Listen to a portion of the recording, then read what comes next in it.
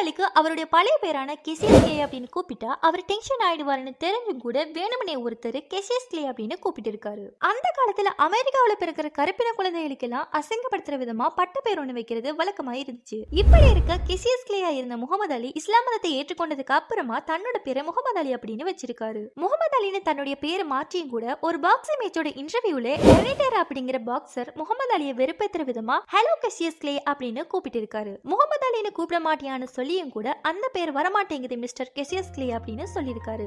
1967 எர்னிடல் ஒரு பாக்ஸிங் மேட்சுக்காக ஸ்டேஜ்ல ஏறும்போது ஆப்போசிட்ல ரிங்ல இருந்தது யாருன்னு பார்த்தா முகமது அலி. அன்னைக்கு நடந்த சம்பவத்தை மறக்காத முகமது அலி என்ன பண்ணாருன்னு தெரியுமா?